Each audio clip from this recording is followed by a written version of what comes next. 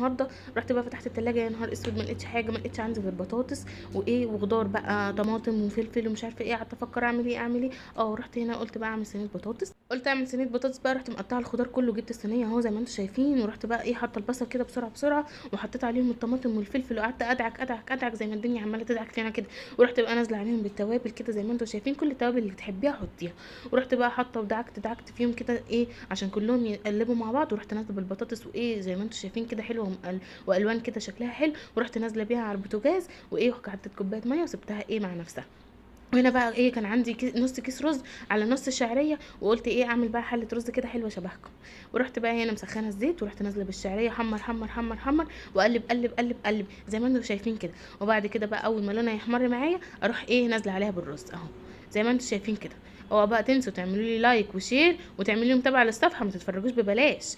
ايوه زي ما انتم شايفين كده. رحت نازله بقى عليهم ايه بالميه السخنه المغليه زي ما الدنيا عماله تدي فينا اهو. وهنا بقى حطيت البطاطس في الفرن. كنت مستعجله قوي النهارده الجمعه كلهم قاعدين، قلت بقى اعمل لهم اكله حلوه سهله وبسيطه من غير بقى لحمه وفراخ والكلام ده، عشان احنا خلاص زهقنا كل يوم لحمه وفراخ لحمه وفراخ في ايه.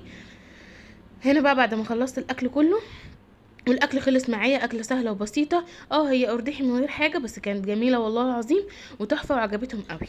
هنا بقى رحت ايه بعد ما سويت الاكل كله اقدمه معاكم واوريه لكم. بس هو برضو تاني هرجع اقول لكم تعملوا لي متابعه للصفحه على الفيسبوك. هنا بقى حطيت بقى ايه قلت ادوق بقى، ما انا من نفسي ادوق انا كمان، بيقول لك طباخ السم بيدوق. وهنا بقى رحت واكله كده معلقه حلوه كانت تحفه، بس كان سخن ومحوح كده. هنا بقى السلطه قلت اطري على قلبي بشويه سلطه حلوين زيكم كده. وهنا بقى كنت خلصت الاكل خلاص وتعبت تعبت، بس الاكله سهله وبسيطه ما كملتش معايا 5 دقايق. وكنت النهارده بصراحه قلت مش عايزه اصرف اي حاجه خالص ولا انزل السوق ولا قادره اروح في حته، قلت ايه ما كلفتنيش اي حاجه.